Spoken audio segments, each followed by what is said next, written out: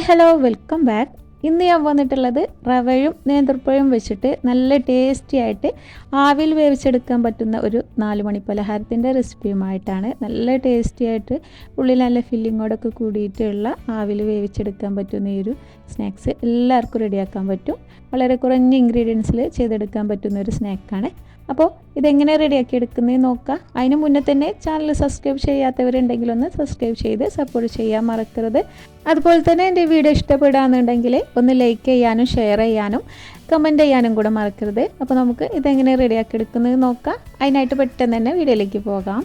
അപ്പോൾ അതിനായിട്ടൊരു പാത്രം എടുത്ത് വെച്ചിട്ടുണ്ട്. അതിലേക്ക് ഒരു ഗ്ലാസ് റവയാണ് ഞാൻ ചേർത്ത് കൊടുക്കുന്നത്.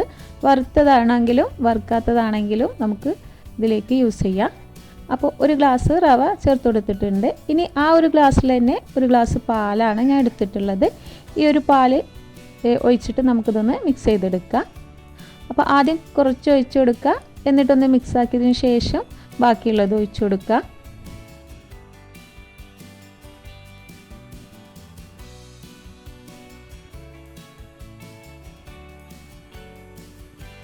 അപ്പോൾ ഒരു ഗ്ലാസ് പാല് മുഴുവനും ഞാൻ ഇതിലേക്ക് ഒഴിച്ചു കൊടുത്തിട്ടുണ്ട്.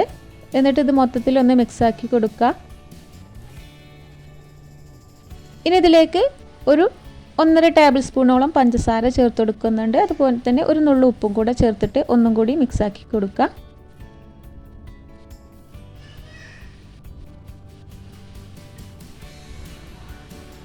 അപ്പോൾ ഈ സമയം നമുക്ക് ഒരു 10 മിനിറ്റോളം ഒന്ന് റെസ്റ്റ് ചെയ്യാനായിട്ട് വെക്കണം. ആ സമയം കൊണ്ട് ഈ റവയൊക്കെ ഇതിൽ ഈ പാലിൽ കുതിർന്ന് കിട്ടിക്കോളും. അപ്പോൾ ഇനി നമുക്കൊരു 10 മിനിറ്റോളം ഒന്ന് റെസ്റ്റ് ചെയ്യാനായിട്ട് മാറ്റി വെക്കാം. അതുകൊണ്ട് ഇതിൻ്റെ ഉള്ളിലേക്കുള്ള ഫില്ലിങ് റെഡിയാക്കാനായിട്ട് ഒരു പാൻ അടുപ്പത്തേക്ക് വെച്ചിട്ടുണ്ട്. അതിലേക്ക് ഒരു അച്ച് ശർക്കര ഉരുക്കി അരിച്ചെടുത്തതാണ്, അതൊന്ന് ചേർത്ത് കൊടുക്കുന്നുണ്ട്. അപ്പോൾ ജസ്റ്റ് ഒന്ന് ഈ ശർക്കര വെള്ളം ചൂടായി വന്നാൽ ഇതിലേക്ക് ഒരു 2 പിടി തേങ്ങ ചിരകിയത് ചേർത്ത് കൊടുക്കുക. നമ്മൾ എത്രയാണോ റവ എടുക്കുന്നത് അതിനനുസരിച്ചുള്ള ഫില്ലിങ് റെഡിയാക്കി എടുത്താൽ മതി.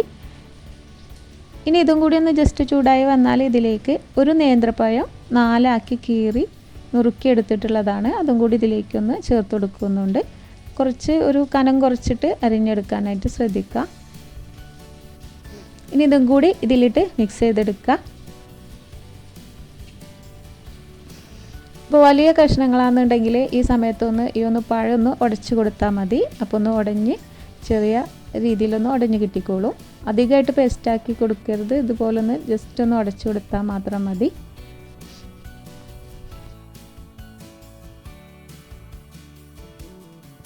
ഇനി ഇതിലേക്ക് ഒരു 2 ഏലക്ക ഒന്ന് ചതച്ചെടുത്തിട്ട് അതിൻ്റെ പൊടിയും കൂടി ചേർത്തിട്ടൊന്ന് മിക്സാക്കി കൊടുക്കുക. മൊത്തത്തിലൊന്ന് മിക്സാക്കി കൊടുക്കുക. എന്നിട്ട് നമുക്കിതൊന്ന് തീ ഓഫ് ചെയ്ത് മാറ്റി വെക്കാം. അപ്പോൾ നമ്മുടെ ഫില്ലിങ് റെഡി ആയിട്ടുണ്ട്. ഇനി നമുക്കിത് ചൂടാറാനായിട്ട് മാറ്റി വെക്കാം. അപ്പോൾ ഈ സമയം കൊണ്ട് നമ്മുടെ റവയൊക്കെ ഇവിടെ കുതിർന്ന് വെള്ളമൊക്കെ പാകമായിട്ട് വന്നിട്ടുണ്ട്. പാലിലൊക്കെ ഒന്ന് റവയൊക്കെ ഒന്ന് കുതിർന്ന് വന്നിട്ടുണ്ട്. ഇത് നല്ല രീതിയിൽ ഒന്ന് മിക്സാക്കി കൊടുക്കും. 2 മിനിറ്റോളം തുടർച്ചയായിട്ടൊന്ന് മിക്സാക്കി കൊടുക്കുക.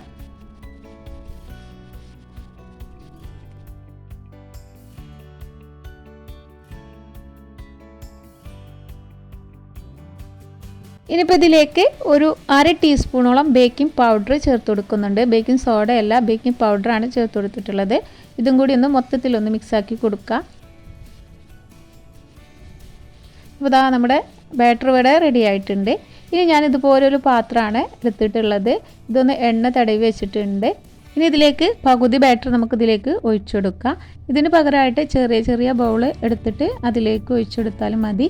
ഞാനിവിടെ ഒരു പാത്രത്തിലാണ് ചെയ്തെടുക്കുന്നത്. അപ്പോൾ പകുതി ബാറ്റർ ഞാൻ ഇതിലേക്ക് ഒഴിച്ചു കൊടുത്തിട്ടുണ്ട്. ഇനി ജസ്റ്റ് ഒന്ന് ലെവൽ ചെയ്തിട്ട് നമ്മൾ നേരത്തെ ഫില്ലിങ് റെഡിയാക്കി വെച്ചിട്ടുള്ള പഴത്തിൻ്റെ ഫില്ലിങ് ഇതിലേക്ക് ചേർത്ത് കൊടുക്കുക.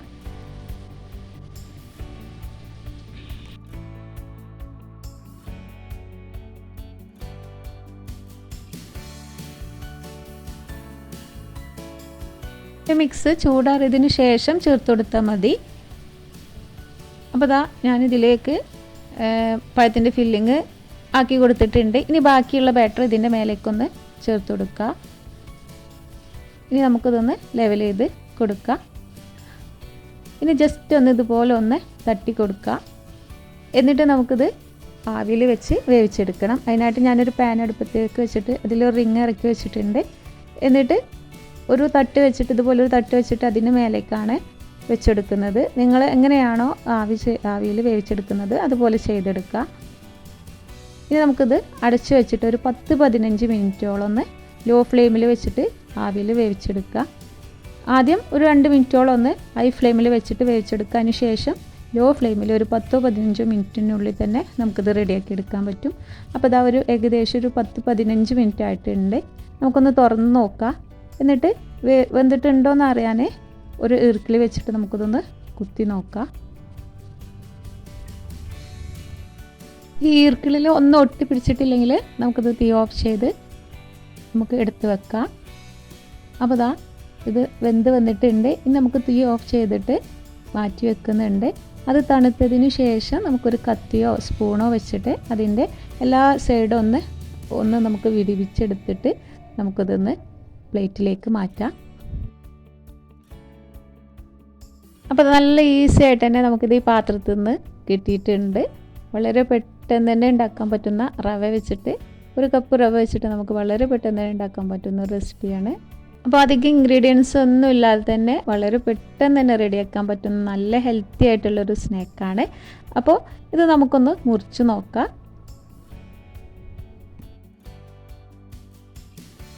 അപ്പോൾ ഇതാ നമ്മൾ കട്ട് ചെയ്ത് മാറ്റുമ്പോൾ അതിനുള്ളിലൊക്കെ നല്ല രീതിയിൽ വെന്ത് വന്നിട്ടുണ്ട്.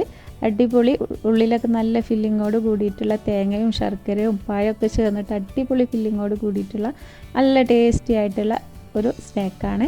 നിങ്ങളെല്ലാവരും ഒന്ന് ഉണ്ടാക്കി നോക്കണം. ഉണ്ടാക്കി നോക്കിയിട്ട് നിങ്ങൾക്ക് ഈ റെസിപ്പി ഇഷ്ടപ്പെടുകയാണെന്നുണ്ടെങ്കിൽ ഒന്ന് ലൈക്ക് ചെയ്യാനും ഷെയർ ചെയ്യാനും മറക്കരുത്. അതുപോലെ തന്നെ എൻ്റെ ഈ ചാനൽ സബ്സ്ക്രൈബ് ചെയ്യാതെ വീഡിയോ കാണുന്നവരുണ്ടെങ്കിൽ ഒന്ന് സബ്സ്ക്രൈബ് ചെയ്ത് സപ്പോർട്ട് ചെയ്യാനും മറക്കരുത്. അപ്പോൾ ഇന്നത്തെ ഈ റെസിപ്പി എല്ലാവർക്കും ഇഷ്ടപ്പെട്ടെന്ന് വിചാരിക്കുന്നു. പുതിയ റെസിപ്പിയുമായിട്ട് വീണ്ടും കാണാം. Thank you.